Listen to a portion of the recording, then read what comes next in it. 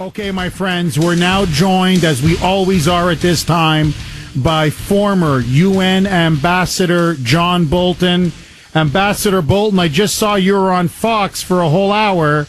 Do you need a glass of water, or are you ready to go, my friend? No, I'm fired up. Anytime you're on outnumbered with those four ladies, it's an experience that makes your pulse race. So I'm ready to go. Ambassador, I've got to ask you this. As somebody who's worked in multiple Republican administrations, particularly in the State Department under George W. Bush, what do you make of the criminal conspiracy by members of the so-called deep state, the intelligence community, to leak classified information about a conversation that a private U.S. citizen, namely General Mike Flynn, had as the incoming national security advisor to the Russian ambassador? Do you believe that crimes were committed against the general? And why are members of the intelligence community so determined to take out, and they did take out, assassinate Mike Flynn? What is their ultimate goal? Well, I do think it was criminal activity, and I think people need to understand when these leaks occur, it obviously had a terrible effect on General Flynn, but it has a terrible effect on the security of our whole country as well, because they're revealing, or at least confirming, what Russians and others may believe about our ability to eavesdrop on conversations. In this case, with Flynn's conversation during the transition with Russian Ambassador to Washington, Sergei Kislyak, I think it may not actually have been an intelligence agency that was monitoring the conversation. I think it may have been the FBI. Really? As part of a law enforcement investigation. The reason I say that, of course, it's been reported in the media, and we all know that if the mainstream media reported it, must be true. But more importantly, because the White House was supposedly alerted to the conversation and the inconsistency, so-called, between what Flynn and Kislyak actually talked about on the Russia sanctions with what the administration was saying publicly. Now, the acting attorney general, Sally Yates, was the same woman who refused to defend the president's executive order in court, for which she was quite rightly fired. But the attorney general would normally not be, acting attorney general in this case, would normally not be the person who would come to the White House and say, we have intelligence intercepts about this. The kinds of intercepts that she would be privy to would be those collected by the FBI or the other law enforcement agencies inside justice. So that's why I think this goes to something Attorney General Jeff Sessions is going to have to clean up here inside the Department of Justice. If there was there some belief that there was a criminal predicate to get a search warrant to tap into Mike Flynn's conversations? And if so, what was it? Is it this theory that Flynn and others in the Trump campaign were conspiring with the Russians to interfere in the election? You know, the New York Times, which has killed more trees to print stories on this than we can count, said in its newspaper on Wednesday, buried in a story, you know, there's actually no evidence whatever of any such cooperation. Of course, that doesn't stop them from writing endless columns about it. But talk about abuse of power and persecution of a private citizen. If the Justice Department and its component agency, the FBI, are investigating somebody when there's no reason to believe there's any criminal activity at all, that is serious stuff. Ambassador, you've been in Washington for decades. You've been in multiple administrations, and you've also been out of power, and you've seen incoming administrations from the other side. Was there anything illegal or improper in what General Mike Flynn then did as the incoming national security advisor to be talking to the Russian ambassador, and not just about, you know, U.S.-Russian relations, but in particular, whatever was said about the sanctions?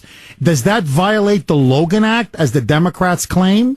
Was that somehow, to you, a breach of ethics or something that was illegal or criminal? None of the above.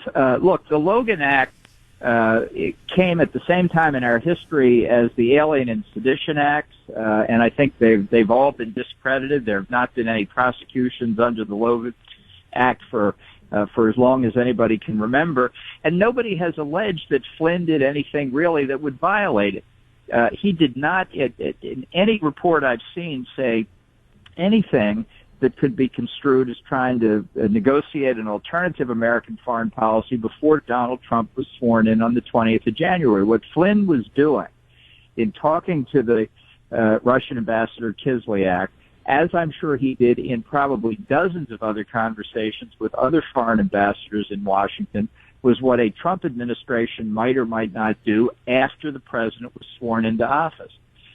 Every foreign diplomat in Washington from the day of the election forward was trying to find out what the Trump administration policy that would affect them would be.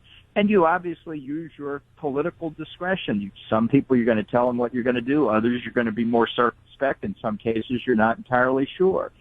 But for Flynn to be responding or even initiating a call to a foreign ambassador, including one with whom we have occasionally or frequently, actually in this instance, an adversarial relationship, if it's okay with the president that he do that, then it's okay as a matter of law and a matter of protocol that he have that kind of conversation. So the whole idea that there was something wrong here, which was the drumbeat initially, is just flatly wrong. So, Ambassador, I don't want to put you on the spot, but I've got to ask you this. As somebody who's been intimately involved in Washington, in the corridors of power, knowing diplomacy at its highest levels the way you do, why did Flynn allegedly mislead or lie, however you want to characterize it, the Vice President of the United States? Why did he do that?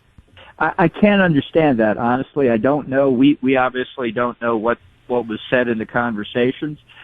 You can only ultimately take President Trump's word, as he indicated earlier, and he said again in the press conference, he felt it was a serious enough matter involving a breach of trust that he had to ask for General Flynn's resignation. I think there's obviously something here that we don't know about.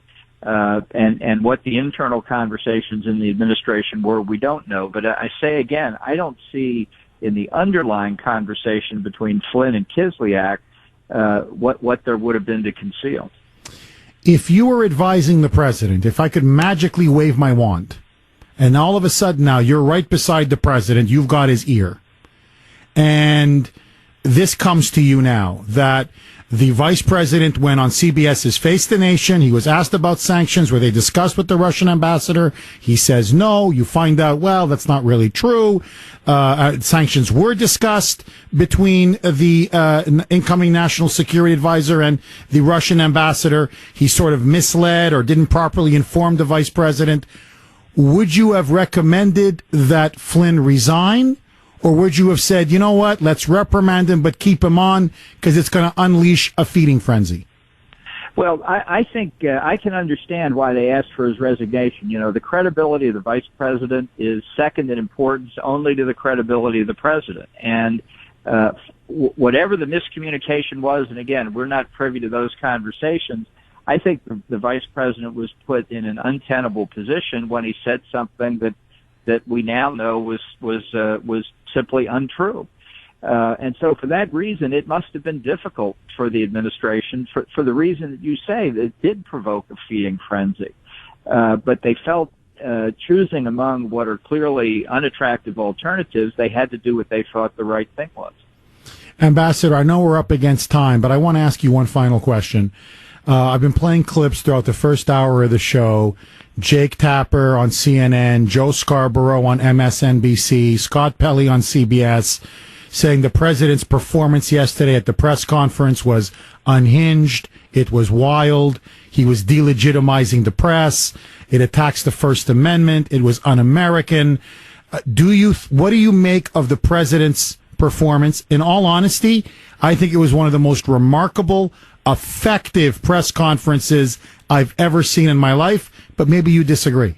No, look, this is the way the president is. This is the way he got elected. This is the way he's going to govern. People need to get used to it. Let me address, if I could quickly, the outrage of that you just referenced, that somehow the First Amendment is under attack. You know, that is utterly ridiculous. The press does not have some quasi-religious status under the Constitution. The First Amendment allows them to say whatever they want to say, and it allows other people to respond to it however they want to respond. Donald Trump has proposed no measures to censor the press, to engage in prior restraint or anything like that.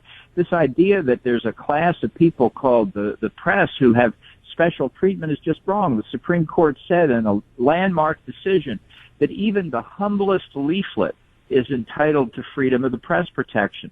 Speech, association, press, they're all cognate rights. They all go together, and every American has exactly the same right.